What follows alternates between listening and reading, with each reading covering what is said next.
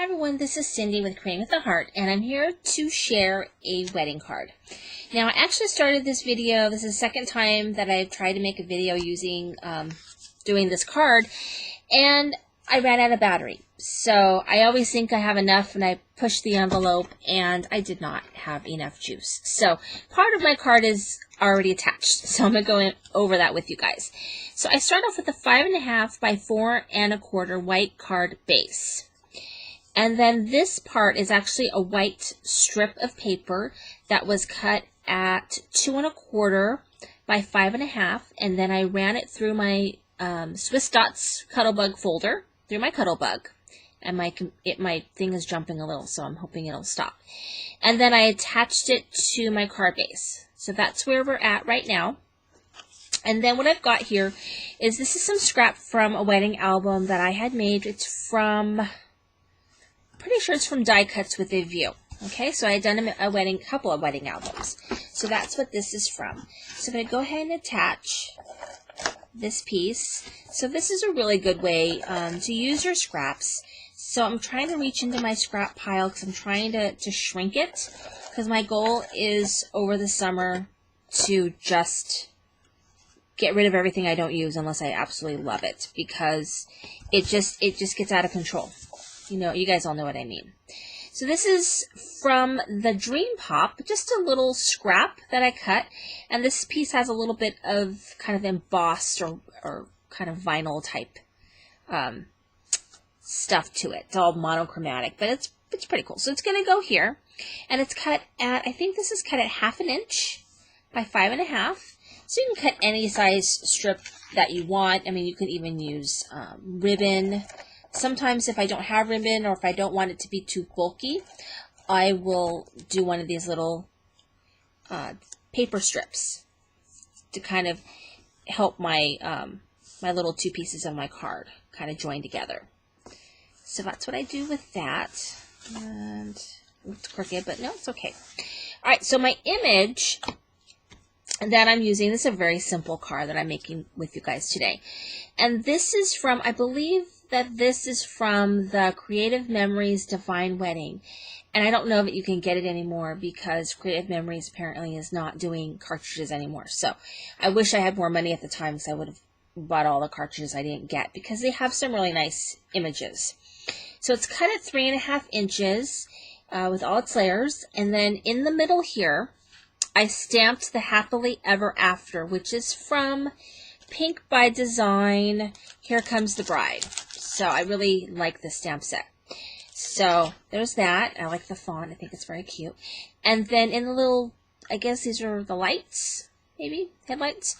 I used some silver or glittery stickles there just to kind of give them a little bit of shimmer. Okay, it's very cute. And then this paper right here is the same paper that I used right here. It's from Dream Pop, just a scrap that I had. And like I said, it's a good way to use up your scraps is to run them through your Cricut. And then I've got this on some foam. And go ahead and take all the little pieces off of here so we can attach it to our card. Very easy card, but you know, wedding cards, I usually just make these when I need one. And I think it's nice to have a little stash because sometimes you just don't have time to make a card at the last minute. So that's what this is all about. And I'm going to lay that down right there, and I think it looks very, very pretty and cute like that. And then I've got one last element, and this is from the, I believe, Art Philosophy. I cut this rose out, kind of like a rose, using some scrap paper. Like I said, scrap is a good way to, you know, run it through your Cuttlebug. I believe that this one was cut at 2 3/4, okay? And then I just rolled it, and I could not find my quilling tool because my desk is a complete disaster. I have no idea where it went. It's somewhere, I think. I hope it didn't fall down on the floor because then it's lost forever. But hopefully it's here. But I just ended up kind of rolling it on my piercing tool until I kind of got it going. And then I just used my fingers to roll it up, and it seemed to work fine. And then I threw in a little pearl. Now, when I do my flowers, I like to use, and you can use whatever you want, I use Fabri-Tac. You can get this at Joann's or a lot of craft stores or whatever. And I like this. It dries very quickly. It's not real wet. It's kind of a sticky glue. So it does really well with these type of flowers. And so I really like it.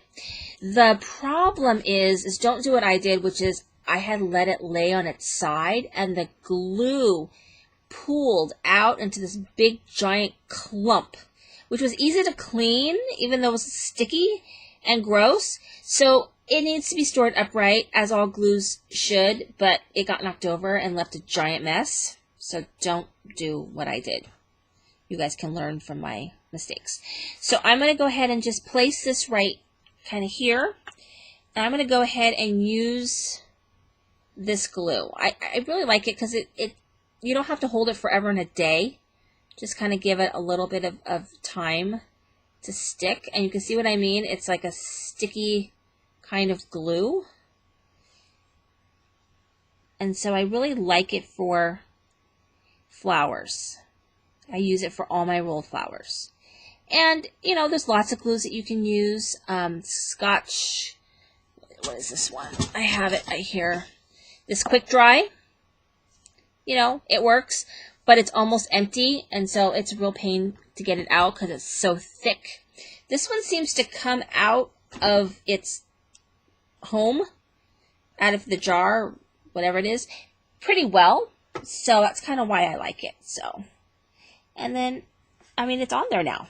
So we just kind of, and that's my card. I hope you guys like it. I actually thought I had some other piece to put on the card, but I might put a button here. I don't know. I'll decide, because sometimes too much is too much. I don't think, you know, I think this is cute the way it is.